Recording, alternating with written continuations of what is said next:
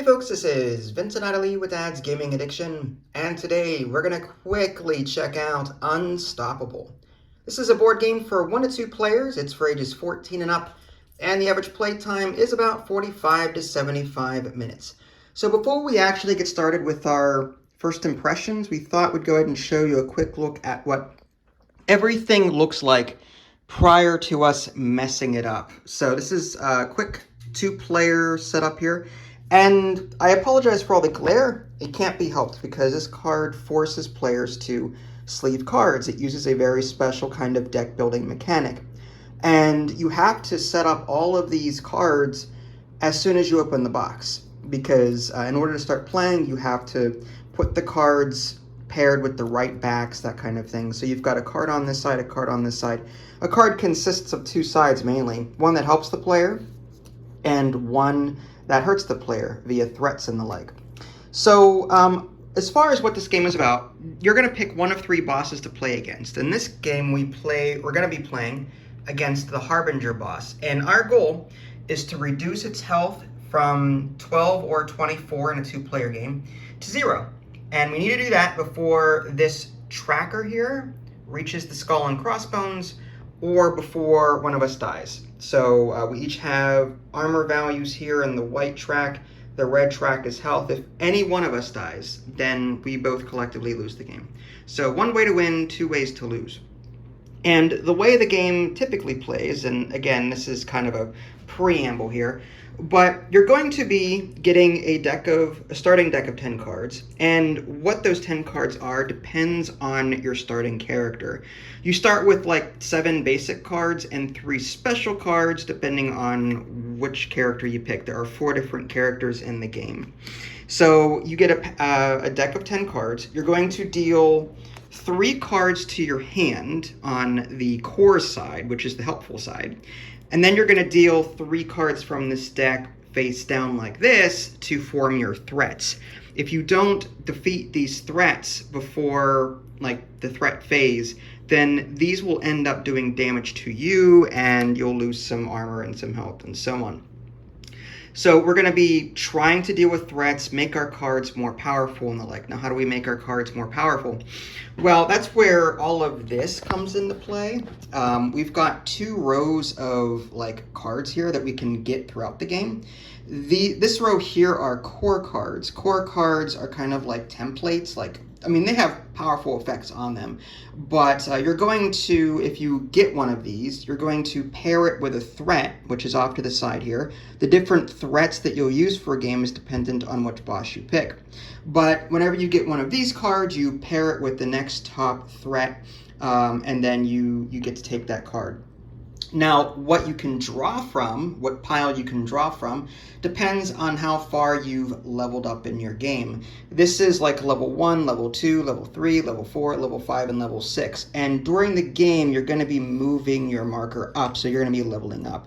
And you can also temporarily level it up, but as soon as you draft from a particular deck, you have to reset this back to where the base is. So you're going to be able to draw from like the weaker decks early on, but as you level up, you'll be able to draft from these stronger decks over here.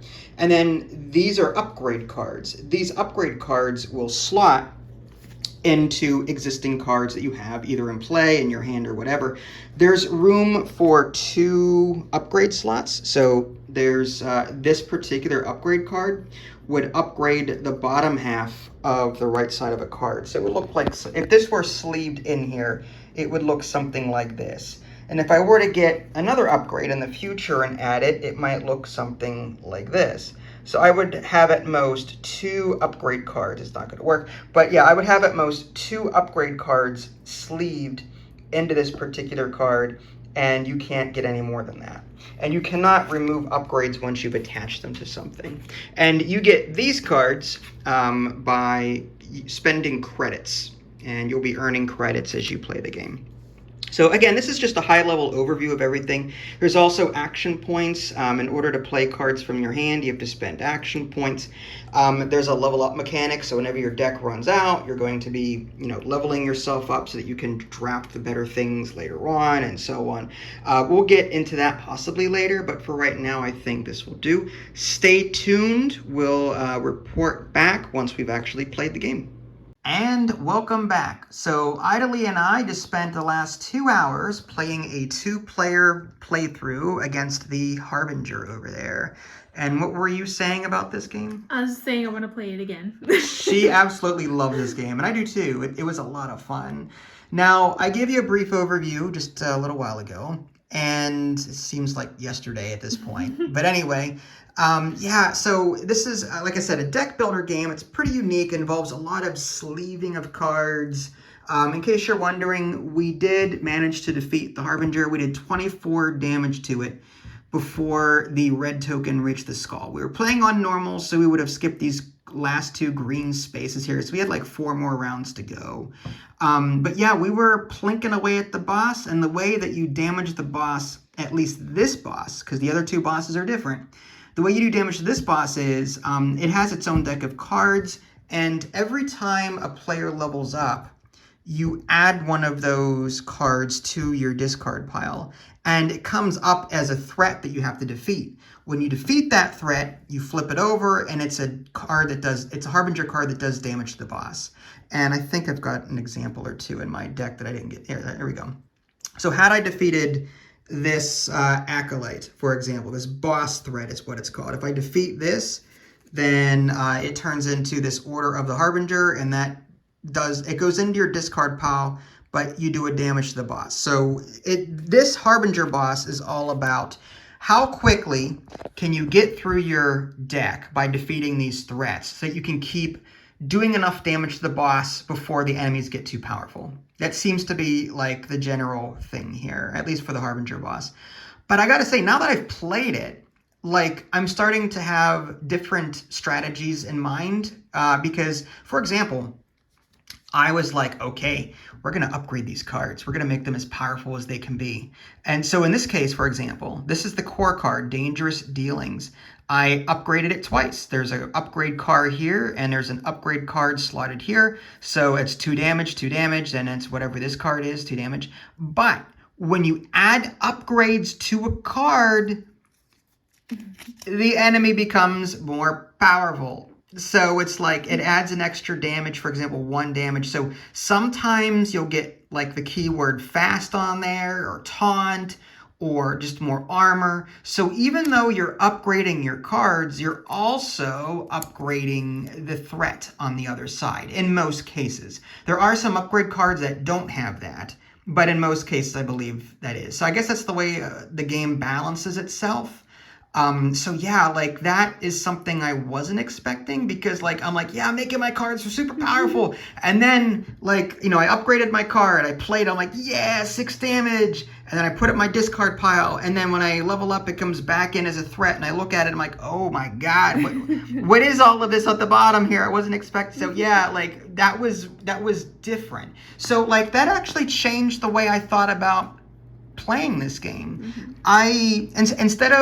Instead of going heavy on upgrades, I try to pick meaningful ones and tried to pick downgrades like boss buffs, or not boss buffs, but threat buffs that wouldn't affect me so much. And I also looked for these when defeated effects, because those are actually good for us. When defeated, you get this or whatever. But sometimes they add more health or more damage. So that's something you have to look out for. So that was an interesting play, and I love that all the different cards do different things. Whenever you draft a card from this row at the beginning of every turn, you're going to add it to this threat, which is on the other side. You don't know what the threat's going to be until you get to it. So even though this is one of those games where there is an immediate reward for doing something good, but then there's a negative that comes up later. Yeah. For example, when you draft this, you put it on the front of this threat. So even though you get this card immediately, you draft from here, and then you get this card immediately, you play it, you do good, but then later it goes into your discard, and then it comes up as a threat later that you have to beat. So this is this is a game all about timing. Mm-hmm. This is because when you level up, another example, when you level up, you have to get rid of all of the allies, which are like permanent cards that are in play to help you out. You can exhaust them for their effects. You have to get rid of those. You have to discard down to 3 tactics. And if you're not prepared for that, your next turn can be really bad. Yeah. Because you would have built up this nice tableau, but when you level up and get rid of all this extra stuff and you're left with 3 cards left in your hand, you have to hope that those 3 are powerful enough, plus whatever you draft for your next turn, is strong enough for the next 3 threats that come out. Mm-hmm. So I was purposely trying not to go too ham on my turns so that on my next turn, I had a backup plan if anything went wrong. Yeah. Whereas you upgraded faster than I did because you were taking out the on-deck cards faster than I was. Yeah. Even though I was like advising you, you may want to save some of your cards. You're like, nah, let's do it, you know? Only because I was nervous that if we kept prolonging the game, these skulls are gonna be higher numbers. That is a valid point. And I really just wanted to level up as quick as I can, or at least try to get through the deck as fast as I can to bring up these Order of the Harbinger cards, so we can like do beat damage. the boss as quick as we can. Yeah, the skulls that she's talking about, I mentioned this in the overview part of it, Mm-hmm. but as this marker, this is the round tracker, but as that goes up the track, whatever number this is sitting on, this is 3, that determines the value of the skull. So in this case, it's 2 plus 3 is 5 damage. So like the longer the game goes on, the worse these cards get, these threats. So yeah, she had a valid point, like getting through her deck as quickly as possible to get those Order of Harbinger cards to damage the boss, like that's totally valid. I was thinking like, we only have 10 health and these guys are starting to hit for 4, 5, 6 apiece. Yeah. So like I didn't want to like do 2 hours of work and then die on 1 round because I wasn't careful. Yeah, I tried to avoid any upgrade cards that had those additional hits or health points. Yeah. So I tried really hard to be very strategic on my upgrades. And it's difficult sometimes. Yeah, it was. And especially when you got, for example, if you got a card with the keyword fast, it doesn't count toward your 3 threat limit, so you have to keep dealing until you've got 3 non-fast cards out here. Yeah. Or maybe this terror card, which not that one, this one. Yeah, this terror card. If you attack it, you lose an action point. So this needs to be like the last card that you attack on your turn so that, you have no action points left when you do attack it. Yeah. Or maybe you attack it with an ally and finish it off in one go. I don't know. I'm just saying like there's this game has a heavy emphasis on timing, strategic timing, whether it be what you play now, what you save for the next turn. When you level up, you choose to keep these cards. That kind of thing. That was really interesting. And I really liked the whole upgrade thing over here. At the beginning of your turn, you're going to be drafting from one of these 6 piles. This is level 1, level 2, level 3, level 4, level 5, level 6. Your markers start here. And every time you go through your deck and level up, your base goes up like that. Now, there are cards that allow you to move this further up temporarily, but once you draft from that deck, you have to bring it back here to its base. So the faster you go through your deck, the faster you level up, and you can start drafting for the more powerful decks at the beginning of your turn. You draw 3, pick 1. Yeah. But you had a card in there somewhere that let you unite, I believe it was, for X, and X being like, unite is how many cards of different factions that you have in play at that time. Here's the card that I was talking about. This says, Unite. Look at the top 3 cards of the level X deck. Now, Unite is whenever you look at the cards in play and in your hand, and you're looking for different faction symbols. That's a faction symbol, that's a faction symbol. And however many different ones you have, that is X.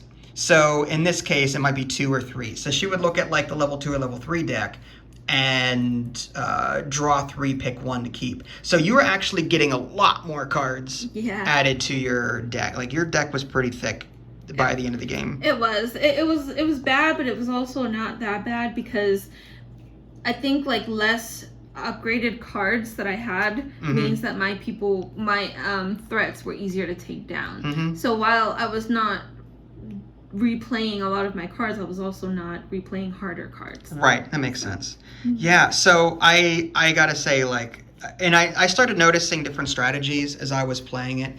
I had a card in here that was it wasn't this one. It kind of relates to it.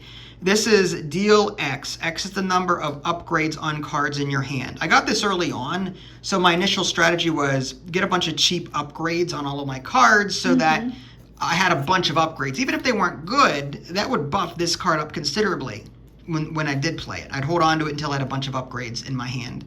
Play a bunch, and then just bam, a whole bunch of damage. So that was one strategy I was thinking about. Okay. And then there's your strategy, so you were really heavy on upgrading. Or training, I should say. Not upgrading, but training is what that is. Which kind of stinks too, though, because like by the time you have like a bunch of cards that are able to level up your leveling up part, your training up part, I mean, they kind of fall moot. So that's why, like with this card, this training card, I actually add damage so that at least I try to add damage to every card that I had, so I can at least do something with it. And then I noticed as we were getting into the like level 5, level 6 decks, there was a card in there that cost 5 action points to play it. You only get 3 for your turn. But I mean, there are, I don't know where they are in this mess. Here's one.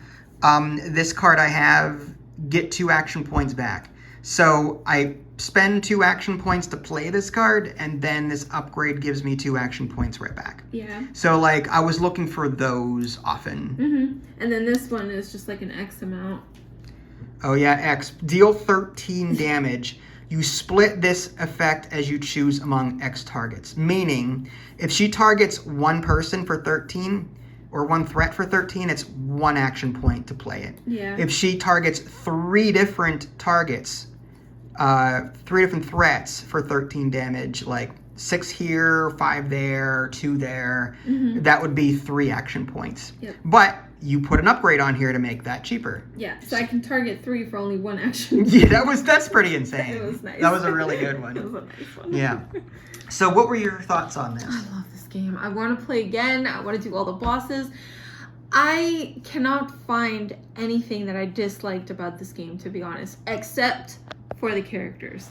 The characters. I don't like the main characters. I don't know what it is, but none of them really appealed to you. They didn't captivate me. Kai Silver, I don't care. Gelida, I only like her because it has half my name in it. But she's like this really ugly bug. And yeah, she looked like the Zindi from Star Trek Enterprise. And then the bounty hunter is kind of just generic. And then the evil councilman, like... Yeah, this felt very steampunky. I like the steampunky. Yeah, I like steampunk. Don't get me wrong. I didn't care for a lot of the 4 characters either, to be honest with you. I would play this with My Little Pony characters. Yes, different theme maybe. Now, my issue with this is a high maintenance game. It is. So now that we've played this, we now have to go through all of the cards. Like we take these cards and add them to the face down threat pile. We now have to go through all of these cards and separate the levels from the threats. We have to the cards that we've been building up to this point, take all the upgrades out, there's going to be a lot of maintenance. You say it often, this needs to be a digital game. Yes. Where I can shut the game down and let the computer do all the work. Yes. I need this to be digital. Because now, like, nothing's worse than playing for 2-3 hours. You're old, you're tired, you just want to put the game back in the box. Now I have to spend the next half an hour cleaning it all up. I will say, I love stuff like this. I know you do. I love it. I wish I was a factory worker and like, I do. Because I love this tedious stuff. I like sleeving, I like organizing and sorting. Yeah. So this is probably the best part of the game for me. Okay. Maybe, I don't know. I love the game itself. The game itself is fantastic. No. So I would totally play this again. It's up there. It's a more complicated deck builder. Yeah. So it's a unique one. So yeah, I highly recommend this one. I wish it had more heroes, more content, more bosses. I have a feeling. Oh no, I think I saw that there's already an expansion out there. Okay. You know, it's weird that there's an expansion already, considering the game is that new. It's kind of unfortunate, but it is what it is. But yeah, I would totally recommend this game. It is $60 though. It is kind of expensive for a card game deck builder. Yeah. That being said, it's unique. It's got that. It's a game that I can look at and go, I don't have anything like this in my collection. It has the Mystic Veil and Veil. the Canvas vibes, and even that Dice Throne builder, or that is that called Dice Thrones, where you build. It's like a dice builder. Like instead of a deck builder, it's a dice builder where you kind of like have to put. It's been a while. I don't remember that one. Yeah, but it feels like that. It has those kind of vibes where, you know, you're slotting things and you're making your own deck to be better. Not just drawing cards, but actually like making your current ones better. So I think that's really cool. Yeah. So yeah, it totally gets a recommend from us. Anything to say about it before we go? No. Fantastic game. All right. Well, this is Vincent Adelie. Thanks for watching. We'll catch y'all next time. Take care. Bye, guys.